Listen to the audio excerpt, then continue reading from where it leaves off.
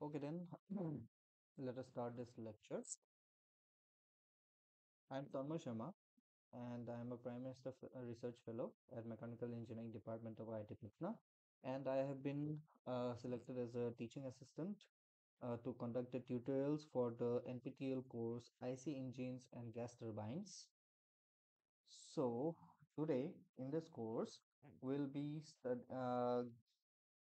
solving few problems on air standard cycles. These are Otto, diesel, and dual cycle. In my previous lecture, I have explained the Otto and diesel cycle, and we have solved a few problems, and we will recollect on that today, and we will solve a few more problems on Otto and diesel cycle, and we will introduce ourselves, get familiarized with the dual cycle, which is a modified version and containing both the processes of Otto and diesel cycle. Then we will learn how to get the air standard parameters such as efficiency, then work output, and mean effective pressure. Then we will try to solve very simple problems on dual cycle. So we will go from the complexity of the Otto and diesel cycle, and we will somehow get familiarized with the complexity of these kind of problems, which we will generally face in our undergrad courses, then university exams, as well as in GATES, also in UPSC. So this is a very important course, and you will know get to know that you'll have to apply a lot of these concepts in every phases of the mechanical engineering uh, uh, domain. So let us start. Now let us revise on what we have learned so far till now on spark ignition engine. So for a spark ignition engine, the basic requirement is that the ignition is caused due to the spark produced from the spark plug out here. And this is a four-stroke cylinder arrangement that I have shown here.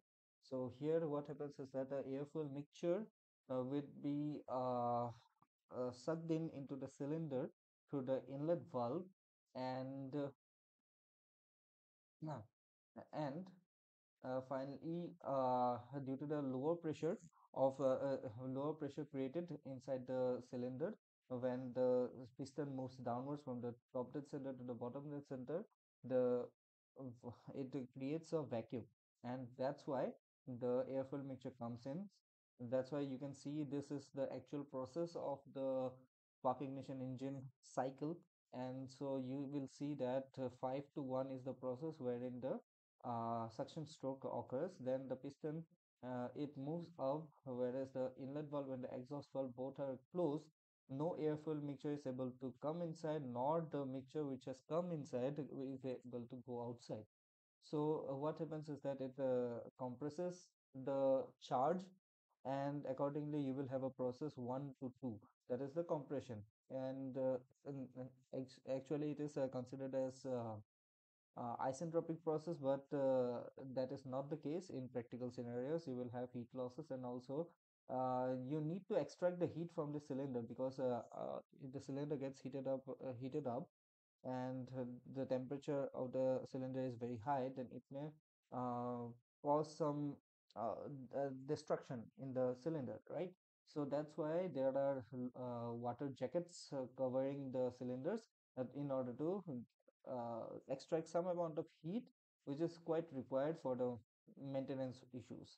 And that's why this process is not exactly isentropic, but for reducing the complexity, we generally assume it as isentropic. So this is isentropic compression from 1 to 2, and then as it reaches at the top dead center, the spark plug creates a spark, and it ignites the charge out here, and suddenly or instantaneously, the volume of the charge, it increases, because from the liquid portion, it suddenly it um, changes its phase to vapor, and accordingly the density it reduces, So the volume needs to be increased, but there is a restriction in the volume in this region as the piston is out here, and that's why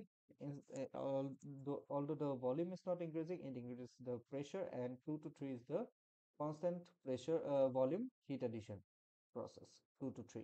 And after that, in the working stroke, due to the raised pressure, it exerts a force onto the piston head, and the piston moves down, and it gets the energy for driving the vehicle in which the engine is located.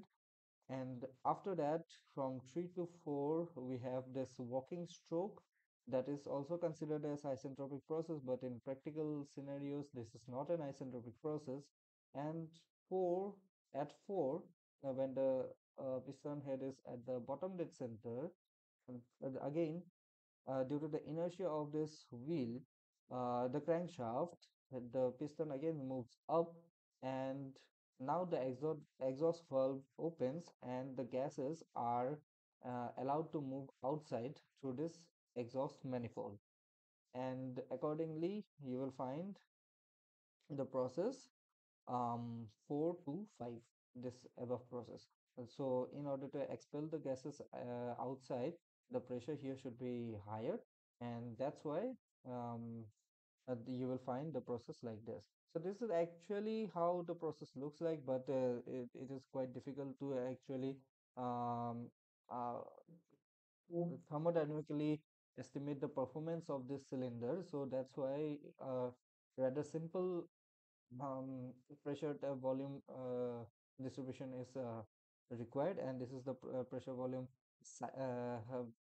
that the cycle of the spark ignition engine in the pressure volume uh, uh, diagram. So this is the actually such kind of diagrams are also called as air standard diagrams, so wherein actually the charge is not entered, and only the air is circulated, and it is assumed that the air is heated up, and only the air part remains inside, and there is no change in the volume of air. So these are called as the air standard cycles. And uh, the air standard cycle, in order to study the mm, performance of spark ignition engine, that is we use the Otto cycle. So this is the PV diagram of the Otto cycle, and this is the TS diagram. As you can see, this is the adiabatic process, which is considered to be adiabatic, but in practical that is not adiabatic. Then 1 to 2 is the adiabatic, 2 to 3 is the constant volume heat addition, and 3 to 4 is the adiabatic compression, sorry, adiabatic expansion, and 4 to 1 is again the exhaust stroke at the constant volume heat rejection stroke. Then similarly in the TS diagram, you will find this kind of a curve. And this is the swept volume, that is from bottom dead center out here to top dead center. The piston head moves from here to here, and there should be some amount of clearance in order to accommodate the inlet and the exhaust valves, uh, and also not to cause damage onto the cylinder head. That's why the clearance volume is kept, and accordingly we have a compression ratio, which is the uh, total volume by clearance volume. So that's the whole summary of the Otto cycle as well as the spark ignition engine. And now we'll be looking forward to few of the problems, a little bit complicated problems than the problems which were discussed in the previous lecture.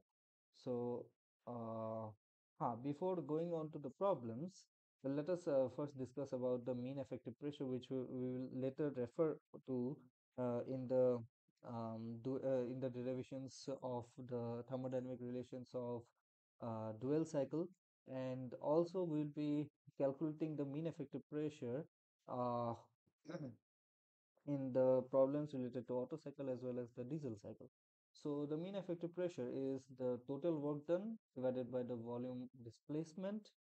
And to make it more conceptually conceptually a little bit more easier, let us consider this PV diagram of an Otto cycle, and let us see what the mean effective pressure means. So the mean effective pressure would be somewhere around here, where the total work done, which is present between this curve. So this is the adiabatic compression. In this compression, there would be the heat.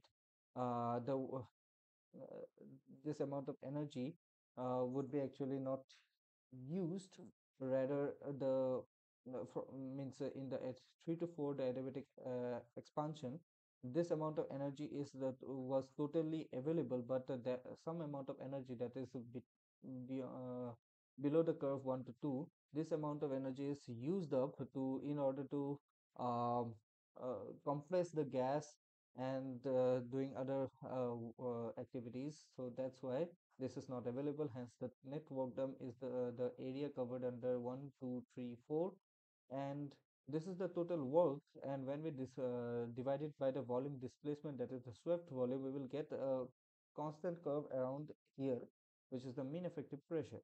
And we will see that if we consider only this line and the work below the total work, which we will get if we consider the area below this mean effective pressure, then um, if we simply multiply the mean effective pressure with the swept volume, we will get the total amount of work, which was actually indicated by this PV diagram.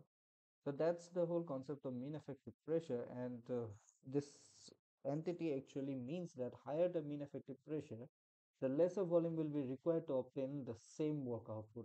The lesser volume means more compact we can make the system, and accordingly we will have a advantage in the space, in utilizing the space. So now let us look into this problem, which I have referred to from the internal combustion engines book, R.K. Rajput.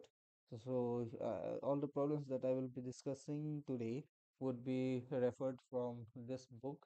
Hence, you can go ahead and read the book. There are further more problems which will help you get familiar with this kind of means solving the air standard cycles related problems.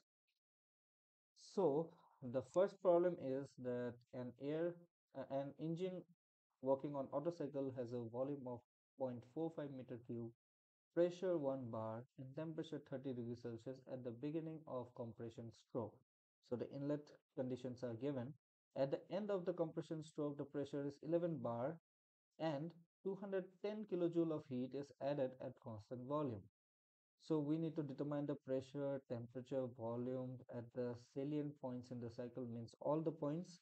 And we have given a very important clue, that is the inlet conditions. And after that, in the exit condition, we are also given the pressure to be at 11 bar, and we are also given the heat added at after the compression stroke, which will increase the pressure from 11 bar to somewhat a maximum pressure, which will give us the point 0.3, and accordingly point 0.4 can be derived. So these are the hints that we can pick up from this problem.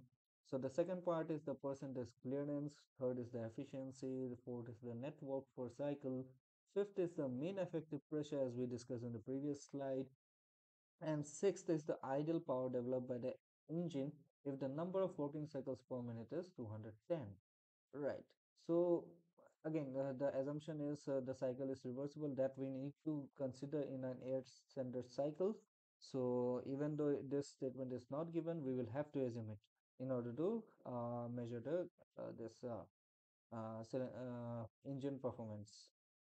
So we are given these things, uh, and this is the diagram or the PV diagram. So I would let us take a moment and let us try to solve it in our head. And after half a minute or 1 minute, I will solve it. So you guys take some time to solve this, and rather get the steps correct, and you can take out the calculator and start solving it. Go ahead.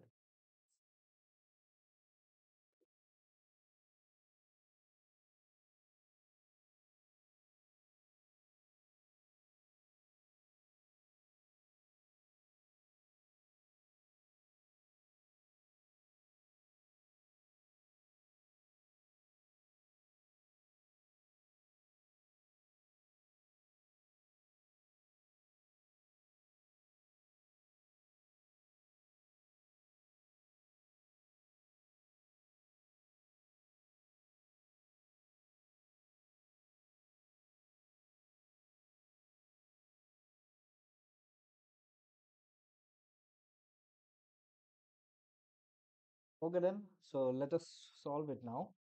So the pressure, temperature, and the volumes at the saline points, and by saline points we mean the point 2, 3, and 4, because one for the point 1 we are given all the conditions. So the volume V1, P1, P1, everything is given 4.1. So for adiabatic compression process 1 to 2, since the cycle is reversible, we can consider adiabatic compression or isentropic process. So for 1 to 2, that is P1 V1 to the power gamma equals to P2 V2 to the power gamma. From here, we can bring out the compression ratio term out here. So the compression ratio basically means the total volume divided by the clearance volume. So V1 is the total volume and V2 is the clearance volume. So you can say V1 by V2, that is R, that is the compression ratio. And when we get to the compression ratio or terms like this, the whole problems, you will see that the problem gets simplified. So basic thing, hint here is that first you can have the all the data tabulated out here. It works for me, and you can also try. So when you tabulate everything, you will get the clear picture. The second thing is actually draw the picture, and you will get a very clear idea how to solve the problem. And the third thing is you try to solve for the values like R or the compression ratio. This is the compression ratio. Then for diesel cycle, we have terms like beta, that is the cutoff ratio. So for such kind of things, if we calculate that, then it would be a little bit beneficial. Now, um, if we can calculate the R, that is 11 to the power 0.714, that is the value of 1 by gamma. So that is 5.5. The compression ratio is 5.5. And just to be clear, for Otto cycle, the compression ratio is generally between 6 to 10, the operating compression ratio. So 5.5 is quite close to our agreement. So we know that till now, at least, we have done the problems correctly. So that way you can check whether your problems are correct or not, and it will help in solving this kind of big problems which generally comes in the undergrad courses in the university exams. Then we solve, we get to the value of T2, as we know T1, and this is also the adiabatic relationship. You can search, we have already known this in basic thermodynamic courses. And finally we will get T2 as 600 Kelvin. So from 1 we got the points P2 and T2 out here, and V2 is simple, we know the clearance volume, so that is V2. Now we will try to estimate for the values for point 3. Now if we apply the gas laws between point 1 and point 1 and 2, so we will get that the V2, which is this point, would be 0.081 meter cube. So in the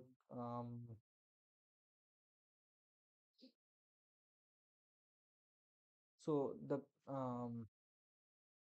in the previous case we saw that the compression ratio can be now given as the ratio of the P2 by P1, and we know P1 and P2, and we have got the compression ratio. So utilizing this information also, we could have got the V2, but that's okay, we got the V2 anyways, so we can apply the gas law and get this value.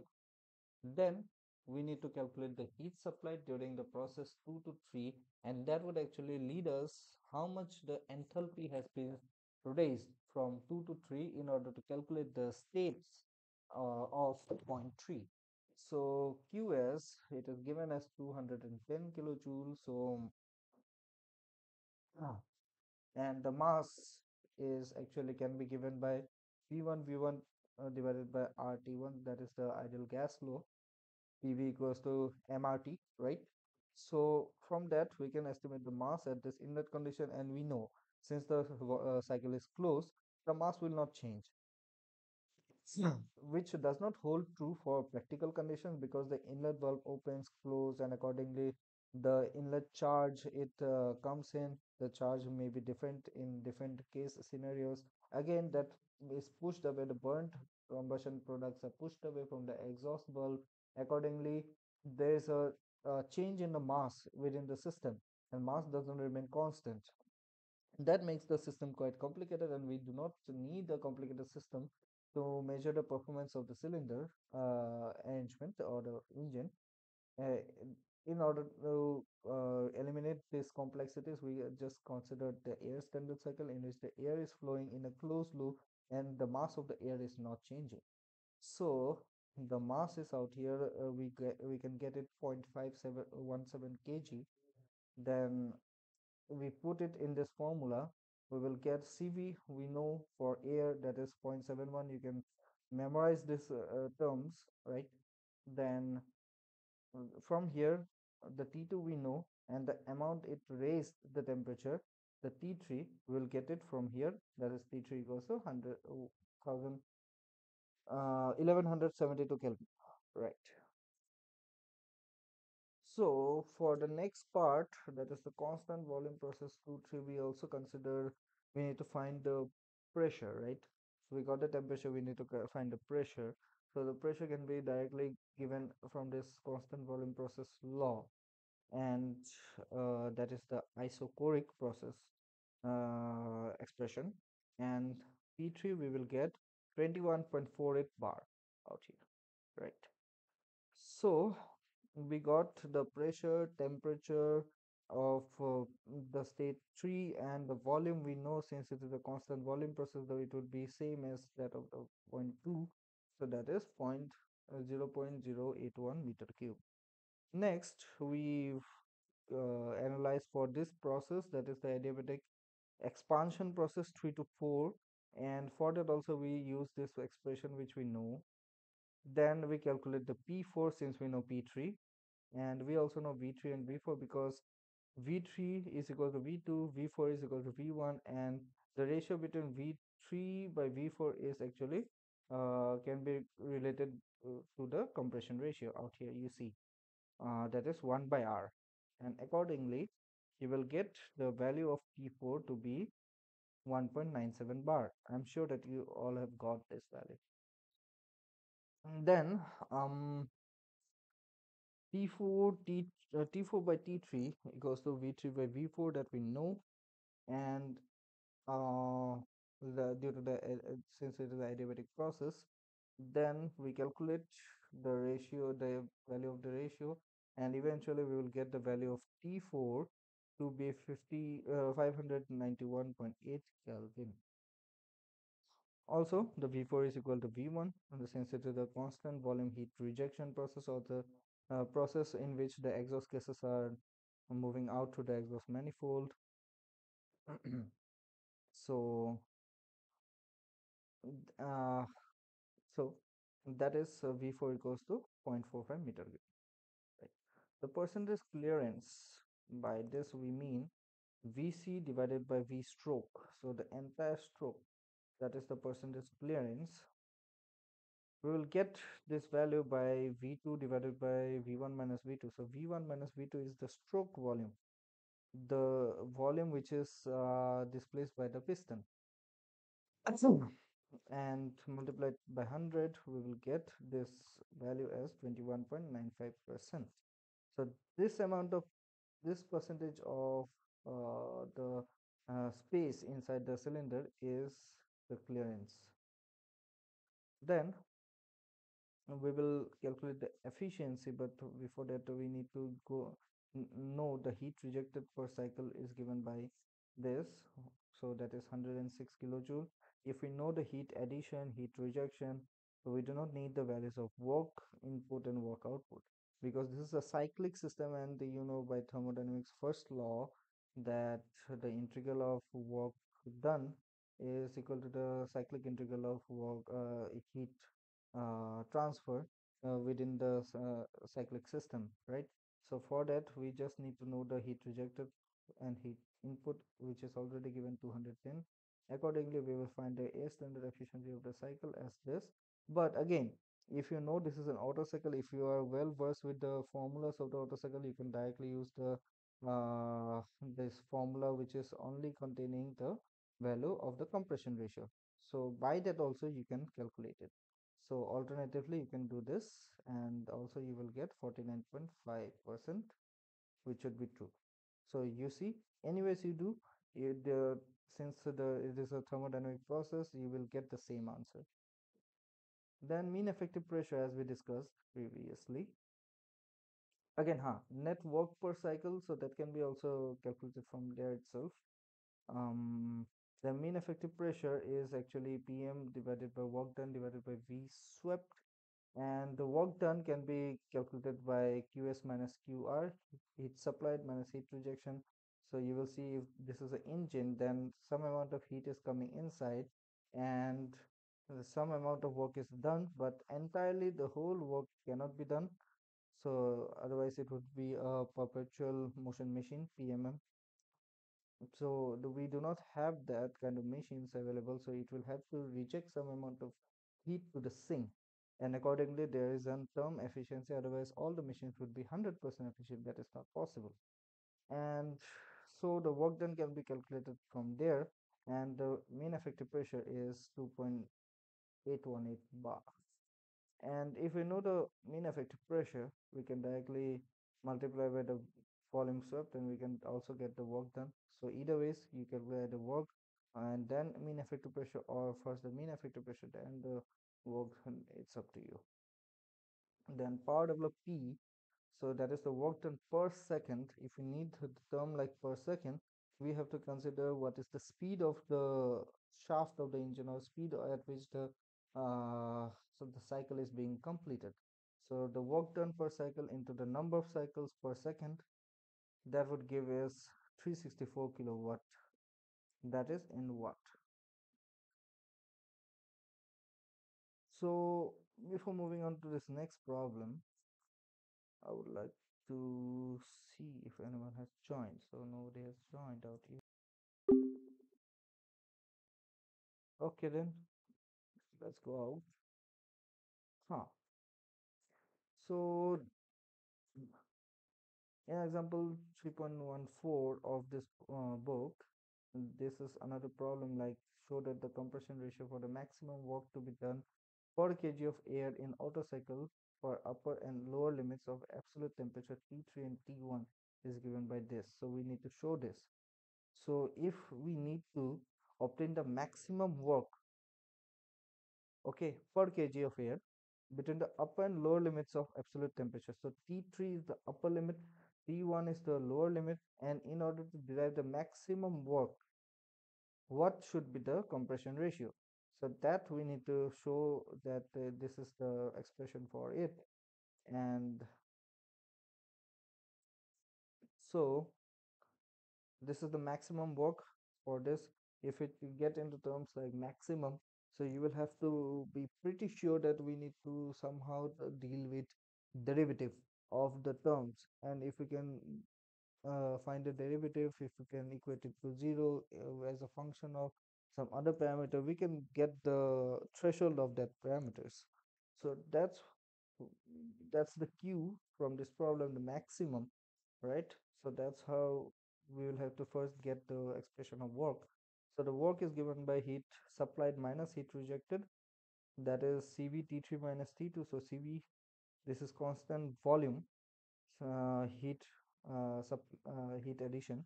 So T3 minus T2 into CV minus CV into T4 minus T1, that is the heat rejection, and accordingly we will get this expression. If you consider the compression ratio, okay, how the compression ratio is coming into picture. So simply uh, follow the adiabatic rules. This is the adiabatic process. From that you will get a expression between T2 and T1 in terms of the compression ratio, right? And accordingly this T2 can be directly converted in terms of T1 and the compression ratio. Also for T4, and T4 can be actually this is also an isentropic process, and it can also be converted into terms of compression ratio and T3. So T4 is also converted into T3. So we are left with only two types of temperatures, T3 and T1, which is good enough for us. So because we need to find, we need to only consider this absolute limits, the upper limit T3 and the lower limit T1. That's why we converted everything, all the temperatures to T3 and T1, which is good till now. And this was the method how they did it. Okay.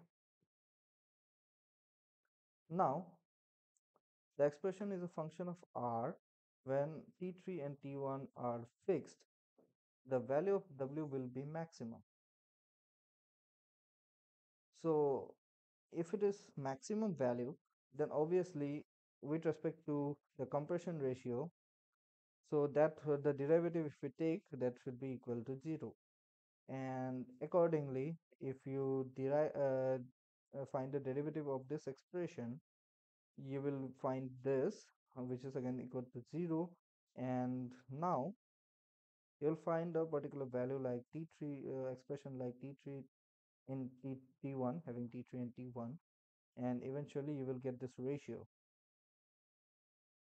Finally, just transferring the powers, you will get R equals to T3 by T1 to the power 1 by 2 into 1 by 2 into gamma minus 1. Now, this is a very beautiful expression. So, since if you are familiar with this problem, so suppose in exam it comes in gate where you have very less time to quickly solve the problem. So then you would actually rely on memorizing this kind of formula. And even though you are not familiar with this, you should be very comfortable by finding the derivative and doing all this stuff.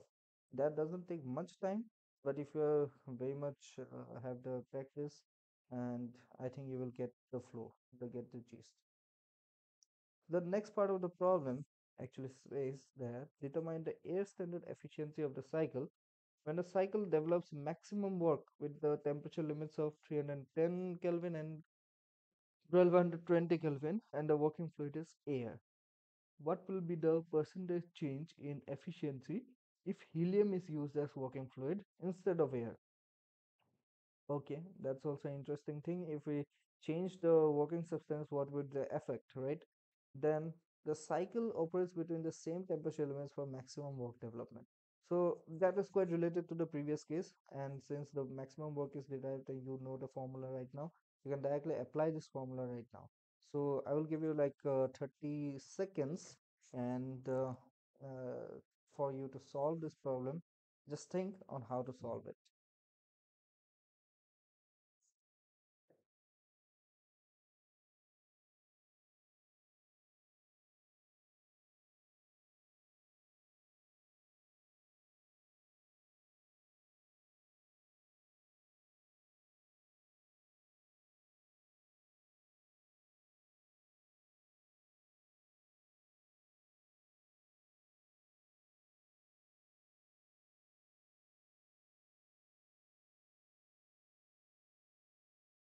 Okay, then let us solve this. I'm sure you must have got the proper method. So simply we calculate the compression ratio because we know the temperature limits right now. Then we will get 5.54 as the compression ratio. Then the air standard efficiency is given by Otto as this formula, which is completely dependent on the compression ratio. So we will get directly the 49.5%. Then if we use helium, then the Cp and the Cv will be changed and the gamma value would be changed, right? That is 1.167 and for air it was 1.4. Okay, now we just directly use again this formula. Now we will get the compression ratio as 2.277, sorry, 2.77, and later if we put it here in the air standard efficiency, we are still getting the same percentage of efficiency. There is no change in the efficiency even if the air is replaced by helium or the working substance is changed. That doesn't affect the efficiency. You will get the same efficiency no matter what. If your conditions is such that maximum work is derived within the temperature limits of known temperature limits, that is T3 and T1. So that's a very important thing. If you know this concept, then you can directly tick mark and you will get almost 1 or 2 marks in gate exam. Then, completing the SI engine part for now, let us switch on to the combustion ignition engine, the CI engine, and let us solve a few problems with the air standard cycle associated with the CI engine, that is the diesel cycle. And just to revise, what is the CI engine? So CI engine basically is the engines in which the fuel is directly injected into the cylinder, and due to the very high pressure and temperature conditions inside the cylinder, uh, it ignites the fuel, and accordingly a controlled explosion happens inside the space between the piston head and the cylinder head. Accordingly, the pressure increases and it exerts a force upon the piston, and we have the working stroke out here. And in the exhaust stroke, it again expels the burnt gases out um, from the exhaust manifold. And the different key difference between the CI engine and the SI engine is that the air is now injected into the cylinder due to the in the suction stroke, due to pressure difference. A vacuum is created inside the cylinder during the suction stroke. Accordingly, the air is uh, sucked in, but the fuel is not sucked in into the suction stroke. That is only for the case of spark ignition engine. The air fuel mixture is actually sucked inside, but for the combustion ignition engine, only air is sucked inside and the fuel is injected through a fuel injector later on in the compression stroke or the end of the compression stroke. So when the piston again moves to the top dead center out here, after reaching the top dead center, when it is just starting to decline from the top dead center to and start moving towards the bottom dead center, the fuel is injected into the control space, and due to the very high pressure and temperature, you can see this 1 to 2 is the compression stroke, and at 2 it is a very high pressure and temperature condition. At this point, the fuel automatically ignites due to this unfavorable condition, and accordingly we the gases are formed. It exerts a pressure upon the piston, and though we are having the working stroke, that is 2 to 3 is basically we'll have to inject the fuel to some amount of time in order to get all the precise amount of fuel into the cylinder. We cannot discretely put that amount at a particular point, so it has to be supplied throughout for some time in the working stroke, and accordingly we have a point 3. And 3 to 4 is all the gases are now expanding and we are getting the work from this cycle. And 4 to 5 is the exhaust stroke, in which the burnt gases are expelled out to the exhaust manifold. Mm. So this is the air standard cycles, the diesel cycle, which is used to study the compression ignition engine out here. So that is this is the PV diagram of the diesel cycle. This is the TS diagram, and you have the 1 to 2 and 2 to 3. That process is different from the Otto cycle. So 2 to 3 is constant pressure heat addition, whereas in Otto cycle we had constant volume heat addition. So at constant volume the pressure increases. So that's the key difference between these two cycles. And let us now take on a problem. So the problem states that an engine with a 200 mm cylinder diameter, 300 mm stroke, works on theoretical diesel cycle. The initial pressure and temperature of air used are 1 bar and 27 degrees Celsius. The cutoff ratio is 8% of the stroke. Then we need to determine the pressures, temperatures at all salient points, which is very similar to the previous case also. Only key difference would be the heat addition part. In the heat addition process, instead of using a constant volume process, we will use a constant pressure process or an isobaric process. Then point 2 is the theoretical air standard efficiency. Okay, mean effective pressure, power of engine if the working cycles per minute are 380, and we need to assume the compression ratio of 15 and the working fluid is air. and all the conditions to be ideal. So the compression ratio is given 15 and the cycle is a theoretical diesel cycle. So that makes sense because the working compression ratios of the diesel cycle is between 16 to 20 or 22. So that's very close to that and it's good. So let us take a moment to actually get all the datas from here. So we are given the cylinder diameter, cylinder stroke means the distance which the piston moves from the top dead center to the bottom dead center, and the initial pressure, initial temperature at the point 1 is given, and the cutoff ratio is basically the V3 divided by V2 is actually uh, 0.8% of the stroke. So we will get 0.08 uh, Vs. So this part V3 minus V2 is 0.08 of the stroke volume. So that way we are given a lot of data, and I think it is quite convenient for us now to calculate all the parts that are asked in the question. So I would give you like 30 seconds to realize what mechanism to use, and after that I will solve the problem.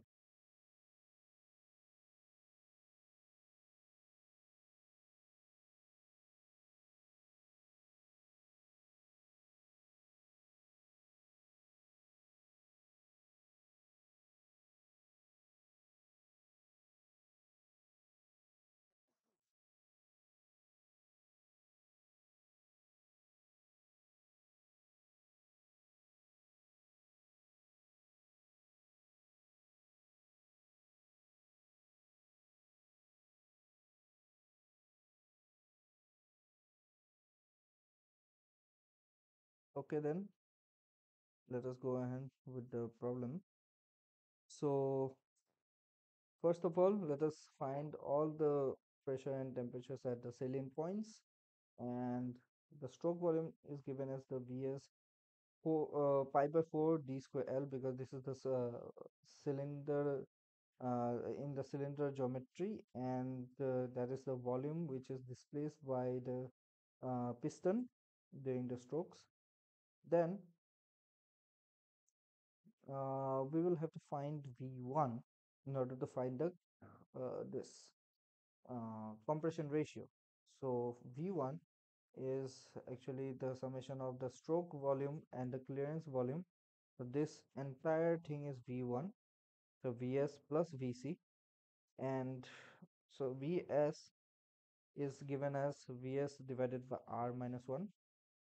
Sorry, Vc equals to Vs divided by R minus 1. So this we can find out from the compression ratio part, and this is quite easy actually. You can find out itself yourself. Then Vs into 1 plus 1 by R minus 1, and R divided by R minus 1 into Vs. So this is the expression for V1 up till here. Then V1 equals to 15 divided by 15 minus 1. So if we put on the values, we will get 0.0101 meter cube. And next, we need to calculate the mass of air into the cylinder, which we already calculated in the previous case. So for the point 1, P1 V1 equals mRT1, and accordingly M is P1 V1 divided by RT1. And if we put in the values, the total mass flow rate is 0.0117 kg per cycle. So this is the mass of air that is flowing into the throughout the cycle, and that is constant because the mass is not coming out or going or coming inside through the inlet manifold or somewhere. So that is different. That is the difference between air standard cycle and the original practical cycles. So we use the isentropic process 1 to 2, that's isentropic compression process. We use the relation of the isentropic thermodynamic relation, and we get this value as the related to the compression ratio. And do we know the compression ratio now? if you see, we know the volume V1 and mm, we know the volume Vs, so we can get the volume of Vc, and accordingly we can get V1 by V2 or V1 by Vc, and we will get the compression ratio. If we know the compression ratio, then I will calculate this. But I think the compression ratio is already given, that is 15, and we have no problem regarding that. Then for the adiabatic or isentropic process 1, 2, again the same process, we need to calculate the temperatures. So this is again a thermodynamic relationship of the isentropic process, and again dependent upon the compression ratio, we can calculate the value of T2, that is 886.2 Kelvin. Accordingly, V2 is estimated to be like this, and again dependent upon the compression ratio directly, and this is the value. P2 is equal to P3 because it's a constant pressure heat addition process, and we calculate the P2 previously, so from that we get the value of P3 as well.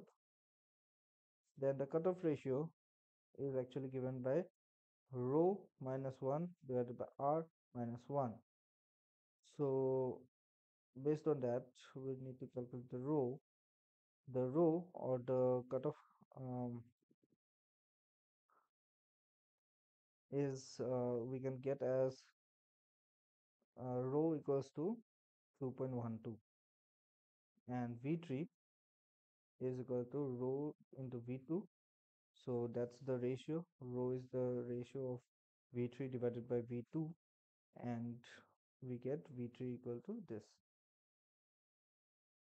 And an alternative method is also that V3 equals to 0.08 Vs plus Vc, and from there we can directly calculate V3. So if we know the Vc that we know now, we just have to add what is this amount of volume, right?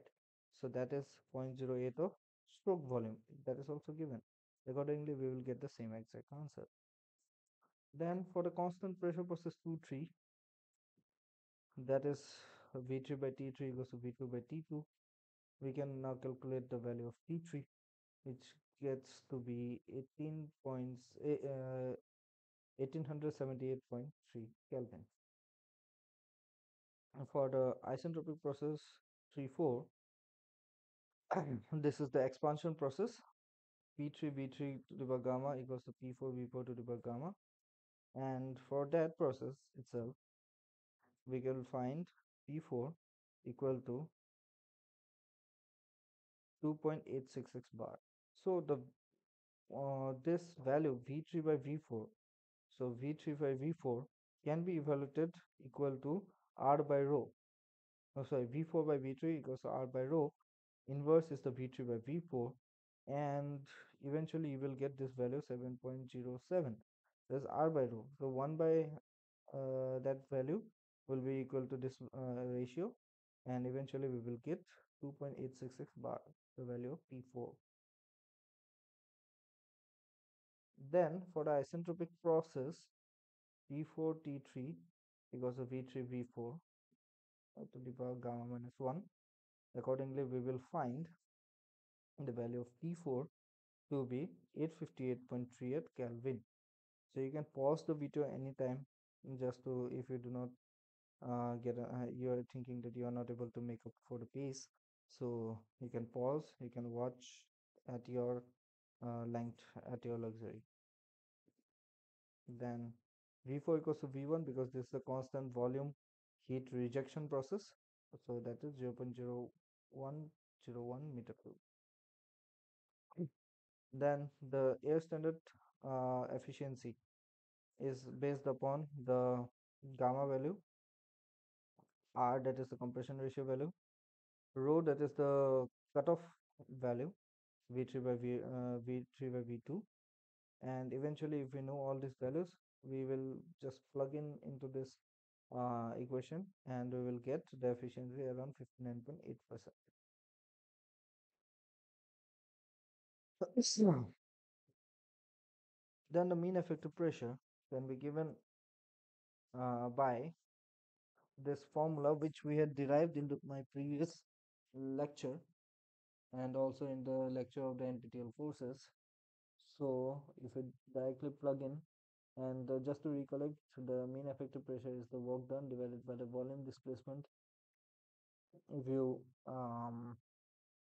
derive it thermodynamically, you will get such kind of an expression. And eventually, if you plug in all the values, you will get the value of mean effective pressure to be 7.424 bar, right? Now we are left with this final point. That's the power of the engine E. Now, power of the engine indicates the work done per cycle. That is, if we know the mean effective pressure, we can directly multiply to the stroke volume and we will get the um, work done per cycle. That is for one cycle. So this is the 6.99 kilojoule per cycle. If you know in what time one cycle is being completed, we will get the value of power. For that, we will have to multiply this work done per cycle into number of cycles per second, and that is also cycle per second or the frequency or the RPM. We can from if we know the RPM, we can directly calculate that. Then we are given number of cycles per second. That is per minute is 380, so per second would be 380 by 60. So if we put this fraction and we will get the work done per second, or that is the power, is 44.27 kilowatt. Power of the engine is this.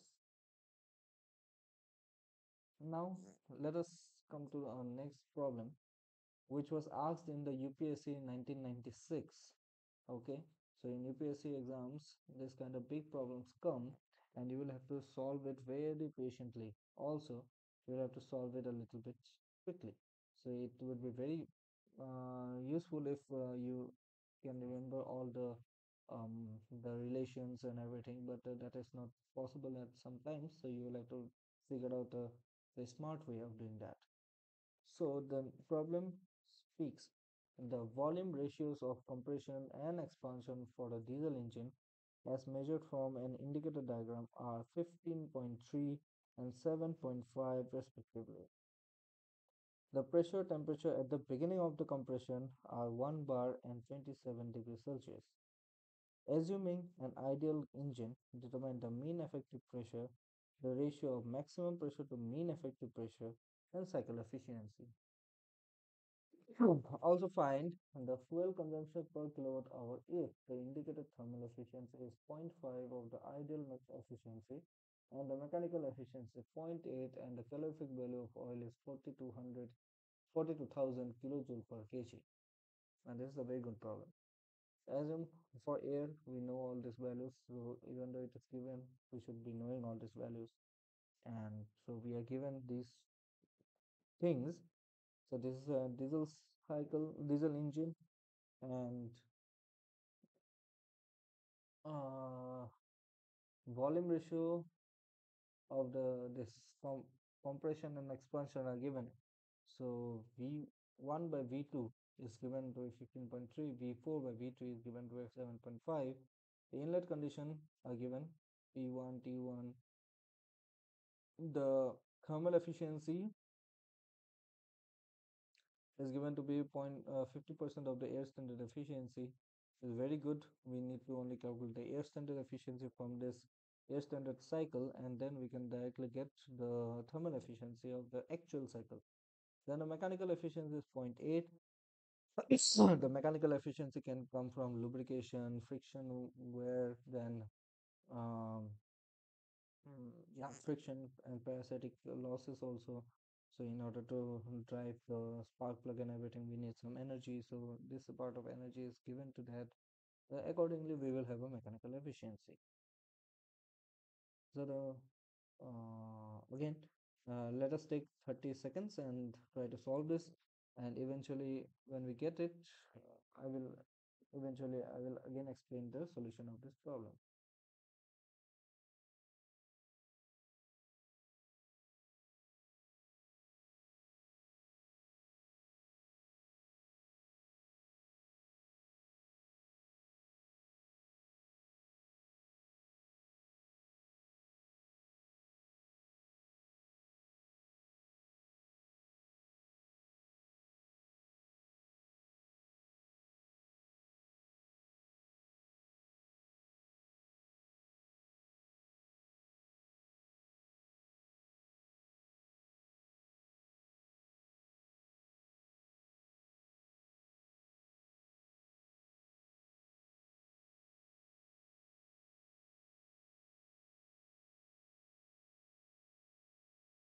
Hmm.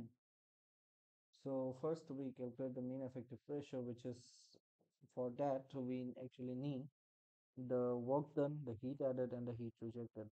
So the work done is actually dependent upon the heat added and heat rejected by this formula, and the heat added is given by mcp T3 minus T2, T3 minus T2. So that is the constant pressure heat addition. That's why we use the value Cp, the specific. So specific heat transfer heat addition. So since it is specific, so we multiply with the mass, so that is mcp delta t, and accordingly T3 in the process 2 3 we get the heat added. The heat rejected eventually is between 4 to 1, and that is mcv T4 minus T1. So specific heat capacity at constant volume, the specific heat capacity at constant pressure. Then we assume the air as a perfect gas and the mass of oil in the air-fuel mixture to be very negligible, so that we do not take that into account. So that is completely air, and therefore such kind of assumption needs to be taken in order to actually solve this kind of problem, right? So you can keep that in mind. Then the process 1 2 is an adiabatic compression process 1 to 2. So we can use this kind of thermodynamic relations, and eventually we will solve for temperature T2 as 893.3 Kelvin. Then process 1 to 2 is an adiabatic compression process that we know, and we solve now for pressure P2, I think, and for that we will get 45.56 bar as the value of P2. Now P3 and P2 are the constant pressure heat addition, so P3 and P2 will be equal. And again, in the isobaric process 2 3, we use the thermodynamic relation, and we will get the value of T3 as 1822.3 Kelvin. The T3 is the maximum temperature attained in this whole cycle, and it has the maximum pressure as well. So that is the highest peak or the highest enthalpy point. Then assume the volume at point 2, that is 1 meter cube. So we need to although everything is specific, we can calculate it for 1 meter cube. Eventually that doesn't matter.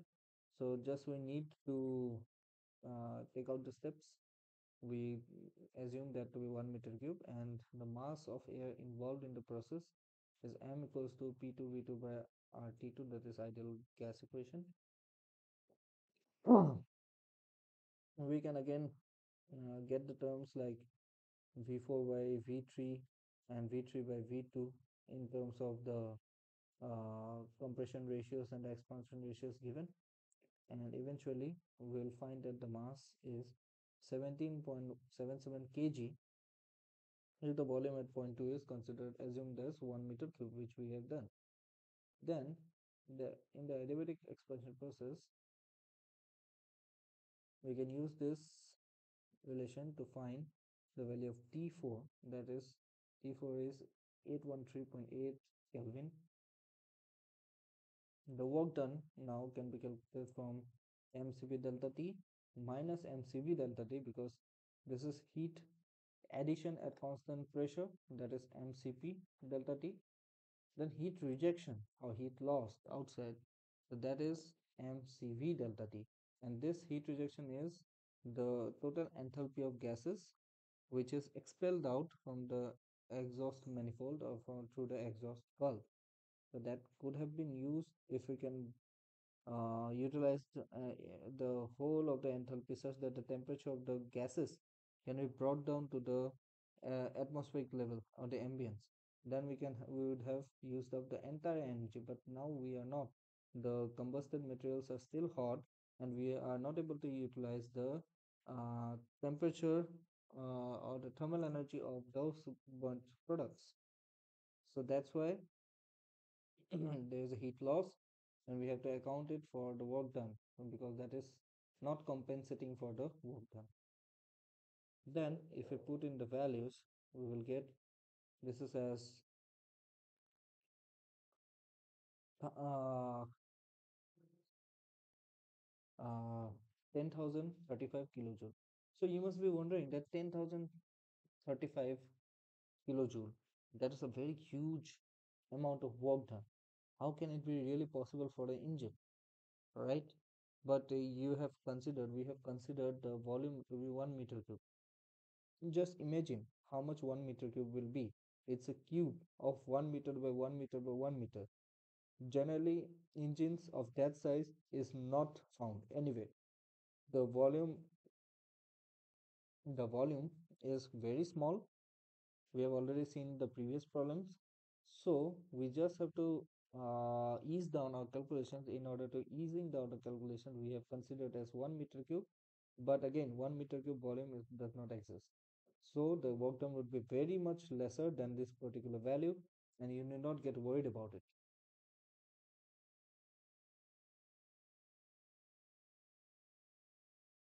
So here, PM is the work done by swept volume, and we eventually get the mean effective pressure to be 7.017 bar.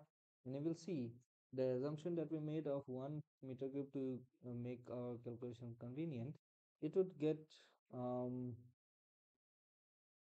ruled out in this fraction, because if you take the m common out here, this is again dependent upon the volume. Again, this volume v1 and v2 are also dependent upon the volume that we have assumed, the 1 meter cube. So numerator and denominator part will get cancelled, the volume 1 meter cube, and eventually we will get the same exact mean effective pressure, even though the volume is not 1 meter cube. So our assumption does not affect the end results. It is just to make our calculations a little simple. Then the ratio of maximum pressure to mean effective pressure, P2 by PM, is 6.49. That is also an answer. The cyclic efficiency can be calculated as work done by heat supplied, and we now know the work done. The heat supplied is MCP T3 minus T2, that is this process, and eventually we will get 60.48%, which is very high considering for the practical scenarios. So that's why it is said that it is zero point 0.5 times the air standard, and eventually we will get 30.24% actually of efficiency, which is also good in terms of these engines.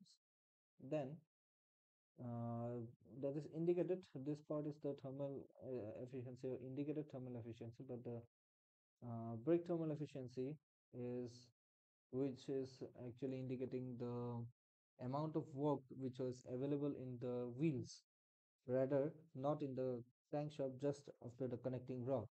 So that way it means that whatever friction losses have been done uh, between this transmitting the power from the piston to the wheels, that also needs to be incorporated, and that is incorporated in this brake thermal efficiency. That is zero point 0.8 times it is getting reduced, and so we only get this efficiency in the actually available for utilization, so 0.242. Then we can calculate the fuel consumption part also, like the brake power divided by mf by c. So mf into c is basically the total heat supply, right? So this heat is supplied over here, but the burning of the fuel, that can be also used to calculate that. And the brake power we already know now, so work done into this.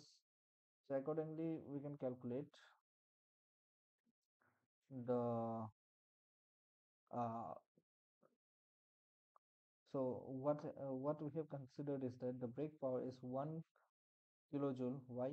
Because per kilowatt hour, if we need to calculate, so we need to calculate this for 1 kilojoule or kilowatt, sorry, 1 kilowatt, and eventually we will get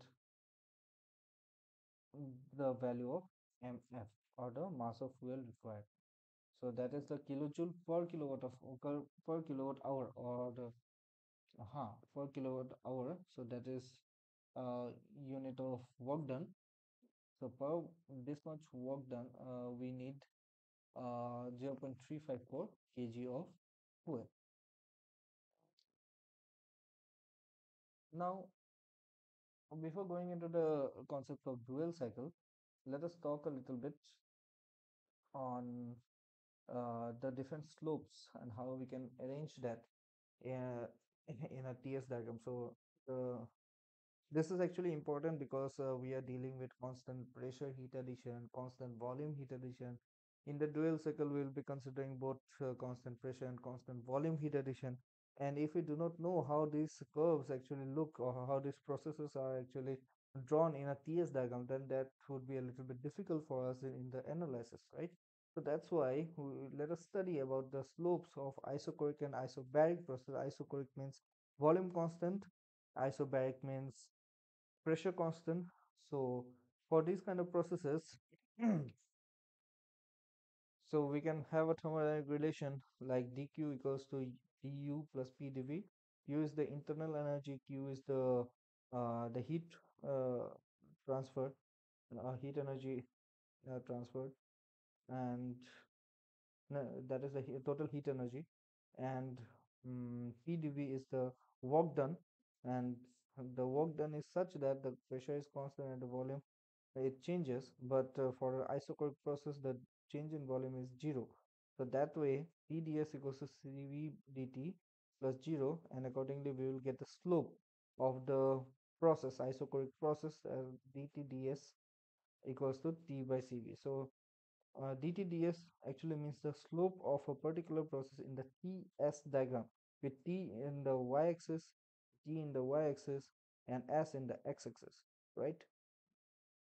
So DTDS, suppose this is the process, it indicates the slope at each of the points out here. So that is T by CV, right? Now, here also for isobaric process, we can consider this thermodynamic relation dq equals to dh minus vdp, that is open work done, or this is the closed work done.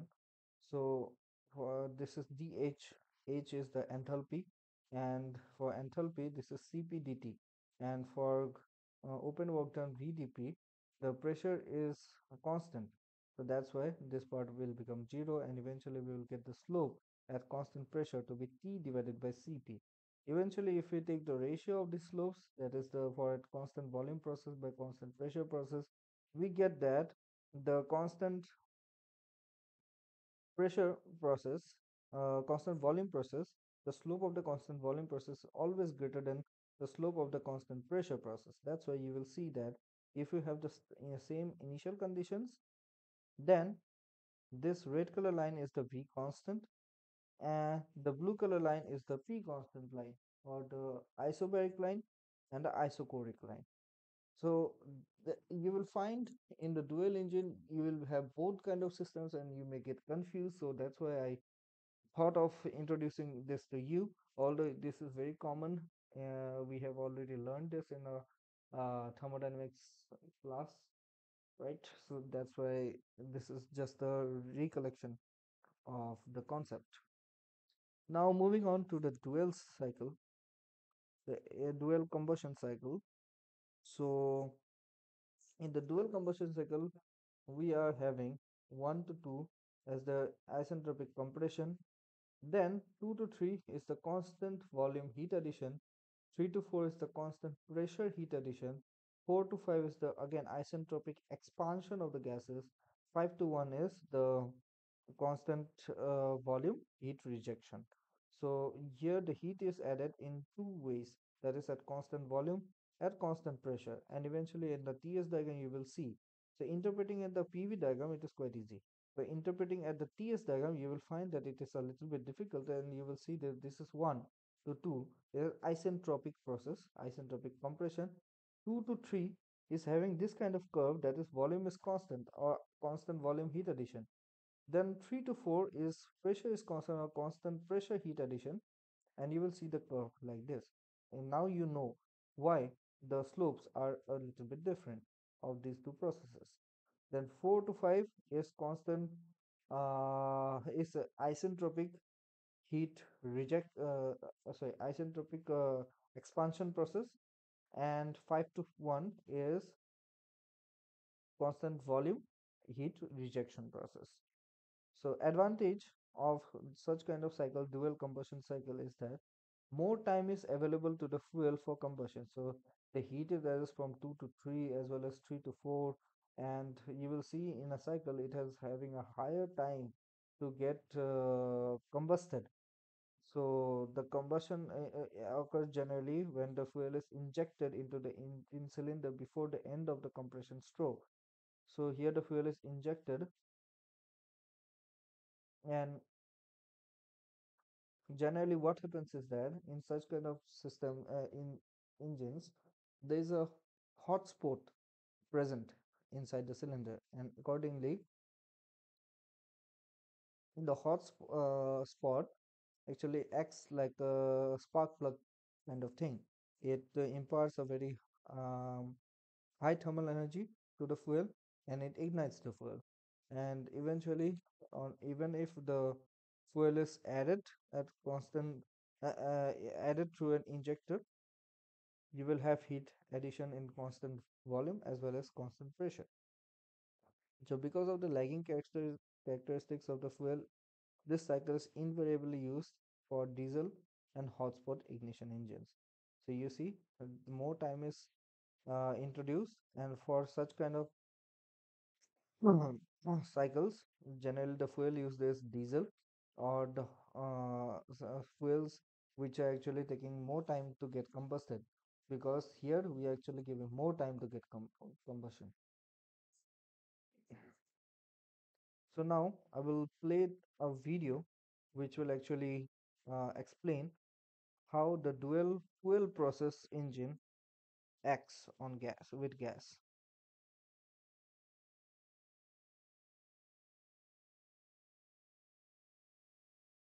The dual-fuel engine utilizes a lean burn combustion process when operating on gas.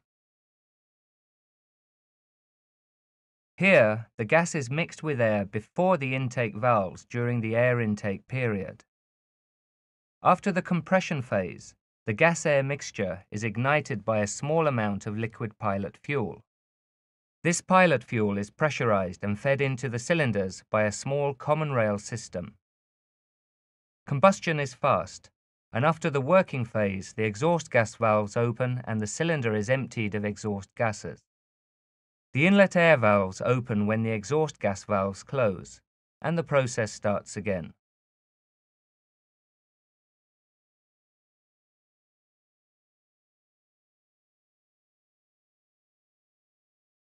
So that's the video, and you can always go and The dual find fuel kind of videos in this Wärtsilä Corp group, and I have downloaded this from YouTube, so you can also go and refer to these kind of videos.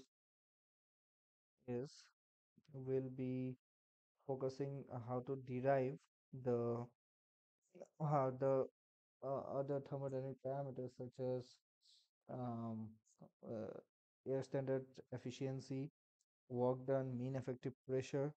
So these things we will learn now how to derive, as it was not covered in the NPTEL course, and you will also find them in the book, The Internal Combustion Engines by Rajput. So let us start. Suppose we consider 1 kg of air, then the total heat supplied is the heat supplied through the operation 2, 3 and 3, 4, right? Constant volume heat addition, constant pressure heat addition. And the heat rejected is 5, 1, that is CV T5 minus T1. So this is the case. Then the work done is heat supplied minus heat rejected. So this is the expression: constant volume heat addition, constant pressure heat addition, and constant volume heat rejection. So the efficiency of the dual cycle is given by work done by heat supplied. So that is the efficiency of all kinds of engine. Then putting in the values of work done and heat supplied, we will get such kind of a relation. And on simplifying, we will get this relation. And you can introduce the term gamma, which is the ratio of specific heats, constant pressure by constant volume. And so we always know what is the compression ratio, that is V1 by V2. V1 by V2. Total volume V1 by plane's volume V2. Next, we consider the adiabatic compression process first, 1 to 2, and we establish a relation between T2 and T1 based on the compression ratio. Then, during the constant volume heat addition process, this is the constant volume heat addition process 2 to 3, we can use this thermodynamic relationship P3 by T3 equals to P2 by T2, and that actually gives us a particular value like T3 by T2 equals to P3 by P2 equals to beta, where beta is known as the pressure or explosion ratio. So now you can see that P3 divided by P2 or T3 divided by T2. So the ratio between these 2 points is known as the pressure explosion ratio, because here the fuel gets exploded and suddenly at constant volume huge pressure rise is happening. That's why it is called as a explosion ratio. Accordingly, the T2 and T3 are related by this expression, and during the adiabatic expansion process 4 to 5 out here. So we use the same uh, concept, V5 by V4. Now the thing is that V5 by V4 is not the compression ratio. It is related to the compression ratio and this rho, which is the cutoff ratio. So V4 by V3. So clubbing V4 by V3 and V5 by V4 through these steps, you will get a final relation between T4 and T5 and R and rho. Rho is the cutoff ratio. V4 by V3. So you get this expression, and accordingly at constant pressure process out here, so V3 by T3 equals to V4 by T4. So V3 by T3 equals to V4 by T4, and solving that we will get the expression between T4 and T3 in terms of the cutoff ratio, right? Then putting in the value of T4 in equation 4, which is equation 4 is this, which we had found earlier, T4 by T5 equals to R by rho to the power gamma minus 1. We will get, if we plug in the values of from above, we will get this expression or T5 related to T3 as such. Then we put the values of T2 in equation 2. So you see T2 is related by this in equation 2. So now we can find the value of T2 as well. If we put it, that is T3 by beta, beta is the explosion ratio, we will find the relation between T1 and T3. Next, we insert the values of T1, T2, T4, T5, which we have previously found, and these are the expressions for T1, T2, T4, T5 in the equation of the air standard efficiency of the dual cycle. If we plug in the values and simplify further, we will eventually get the air standard efficiency as such.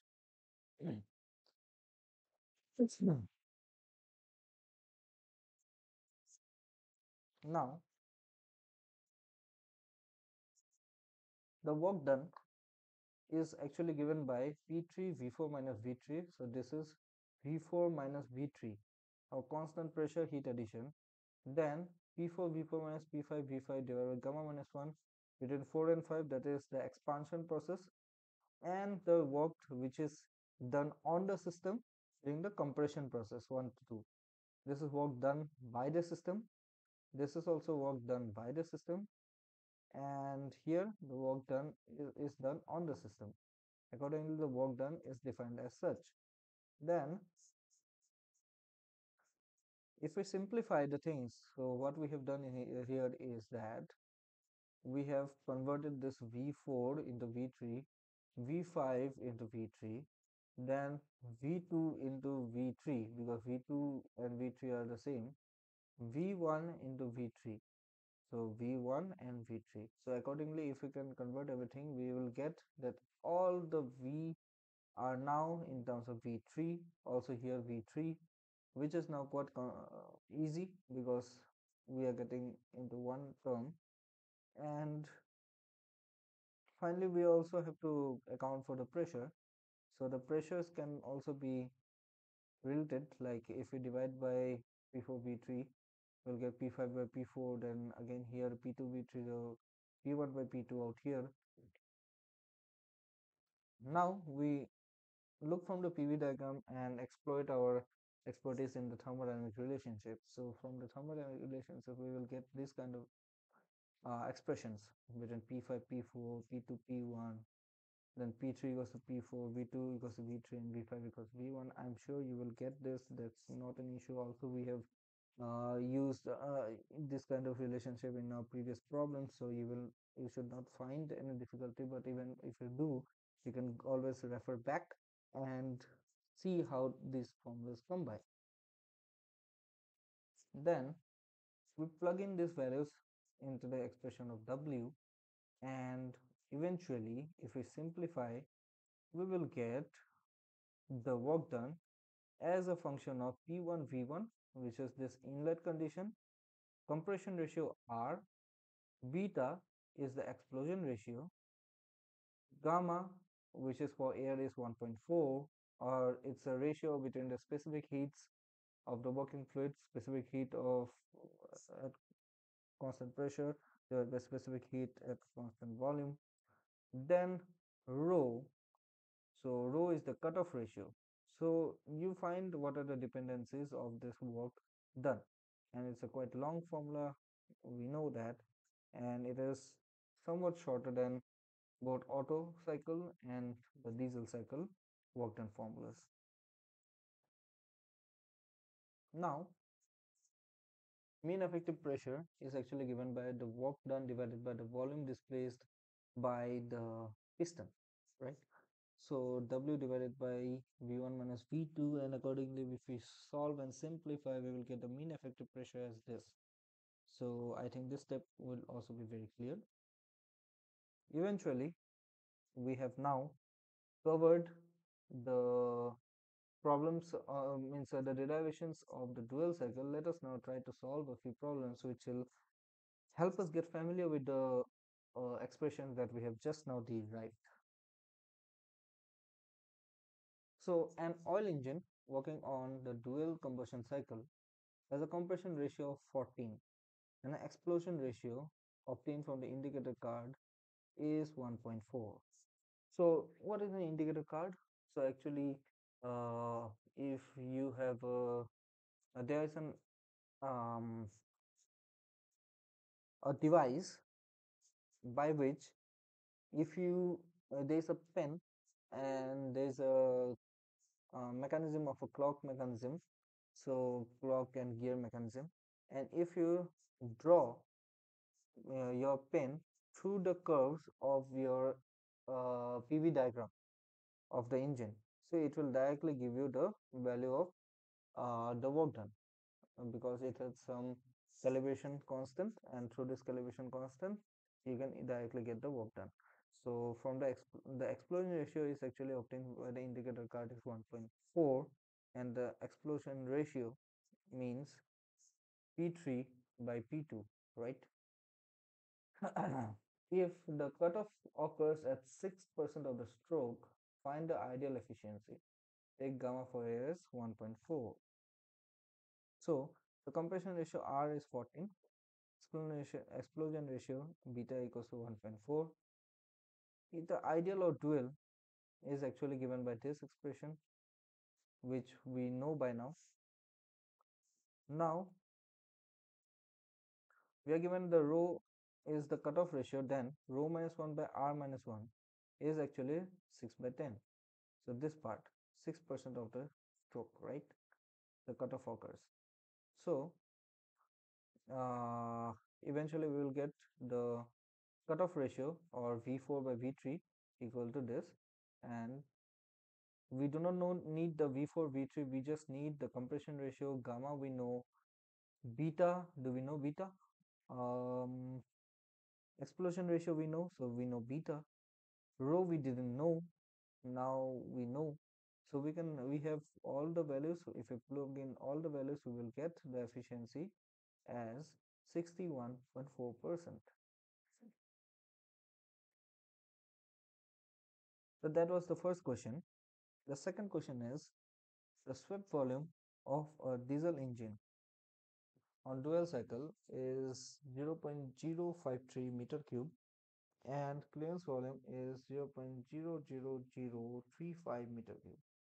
Now, in a previous problem, we actually talked about what is the volume, right? So we assume that the volume is 1 meter cube. Rather, you see here, it is around 3 orders of magnitude lower than this, right? The swept volume. So there you found the force or the work done is 10,000 kilojoules, but you will never find that huge amount of work done. Only if you consider 1 meter cube, which is a very huge volume, only then you can consider that. And maybe such kind of volume is present if only in marine systems. So in my first video, uh, or the first session, I showed some videos of the marine engine, how the marine engines are operating, how um, the piston connector rod and everything are arranged. I showed you in my first session, so you can refer back and you can see again, or else you can also find these videos in YouTube. So there the volume can reach up to 1 meter cube, and if such, then huge amount of work done is obtained, which is again quite necessary for the applications such as moving the ship, which is a huge mass. So the let's not deviate from the point. The point here was that the in smaller engines the volume is quite small, so we can expect very low values. Now what is given is that the swept volume or the stroke volume is given, then clearance volume is given. Accordingly, we can find the compression ratio. That's no issue now. The maximum pressure is 65 bar. So we know where the maximum pressure lies in a dual combustion cycle. Fuel injection ends at 5% of stroke. That is good. So we can get the cutoff ratio from here. Then the temperature and the pressure at the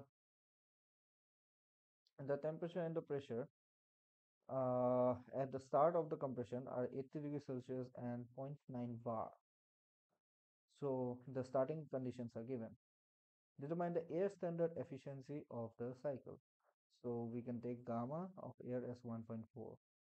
So let us think about the solution of this problem for some time, and then I will explain you the solution myself.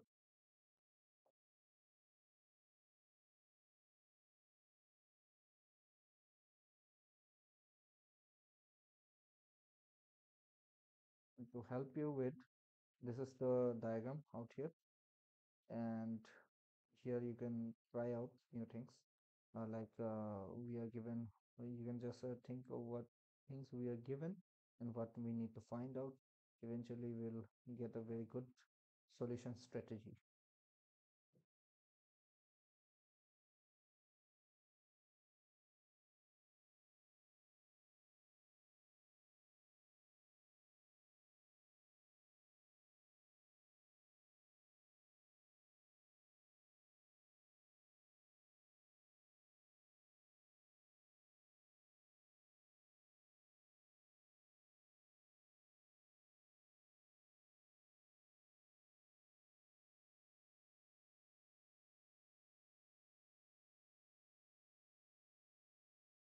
Okay, then let's move. So the efficiency of a dual combustion cycle is given by this, and so we need to just plug in the different components, so that is that easy, right? What things do we know? We know the gamma because it is air, right? Yeah. Then we need the compression. We can get the compression ratio easily from here. Then from beta, do we know the beta? We have to find out the beta as well, because the maximum pressure is 65 bar. As per that, if we know the pressure at P2, then only the ratio between P3 and P2 will give the beta. Then rho, from this 5% of stroke wheel injection ends. From this information, we can find the rho. So let us find the compression ratio V1 by V2. So V1 is basically the stroke plus clearance volume, and it is 16.14, the compression ratio. Then cutoff ratio rho is V4 by V3. And what is V4? V4 is 5% of Vs plus V3, which is again the clearance volume. Accordingly, if you plot, you will get the cutoff ratio to be 1.76. Good. Next, we have calculated R, we have calculated rho. We need to calculate beta. So from beta, first we need to calculate the pressure at point 2. So P2 by P1 equals to this. So by using the isentropic thermodynamic relation between point 1 and 2, then we can find the value of P2 as 44.22 bar, and the pressure rises to 65 bar. That way we can calculate the pressure or the explosion ratio beta as P3 by P2, which is 1.47. Now we know all the values which we need to plug into the dual cycle air standard efficiency. So we will just plug in the values, and we will get the efficiency to be 63.83%. So that's the all the problems that we have solved um, for the dual cycle in today's session. But I will continue with the dual cycle. Few more problems we will solve in the next session as well. But for now, let us compare between the cycles. Let us get familiar with the cycles that we have learned so far. So we know the Otto cycle, which is used in the SI engines. We know the diesel cycle that is used in the CI engines, or the combustion ignition engines. We know the expressions, thermodynamic expressions of the air standard efficiency, the work done, and the mean effective pressure. Same for here. And between the Otto and the diesel cycle is now a cycle which has both the constituent properties of Otto and the diesel cycle. That is the dual cycle, which is generally used in either diesel cycle or for diesel fuels, or for hot spot ignition engines, wherein the fuel is given sufficient time to ignite. Accordingly, the efficiencies will increase. But then we have calculated the air standard efficiency of the dual cycle, the work done, and the mean effective pressure. So we have actually calculated all the parameters which are actually important to investigate the cycles, uh, and for the Otto cycle, dual cycle, as well as the diesel cycle. Now let us try to compare all these cycles. So the main thing is the efficiency. We need to see for which kind of engines the efficiency is the highest. So this is the plot to which I have taken from internal combustion engine by R.K. Rajput. So here it says that the operating range of so this is the curve of efficiency in the y-axis and the compression ratio in the x-axis, and the operational compression ratios in an SI engine is between 6 to 9. Here for the CI engine it is 15 to 20 out here, you see. So what happens if we draw a line or such that the compression ratio is constant? So if we draw lines like this, r equals to constant lines, we can see that for r equals to constant, the Otto cycle has the highest efficiency. then the dual combustion cycle, then the diesel cycle. Again here R, if it we draw a line, again the same thing. So irrespective of all the positions, if the compression ratio is fixed, right?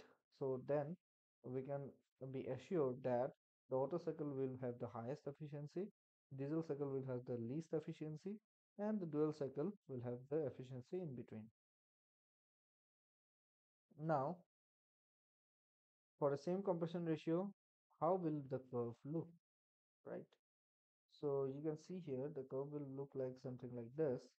So this is the PV diagram, and this part has already been explained in the NPTEL videos as well. So I will quickly go through it. Mm, so here what you see is that 1 to 2, 1, 2, 3 dash, 3 double dash, then 4 double dash. It's the Otto cycle. Then 1, 2, 2 dash, 3 dash, and 4 dash, then 1. So that is the dual cycle, and the diesel cycle is 1, 2, 3, 4, right? So the maximum area that we have between this um,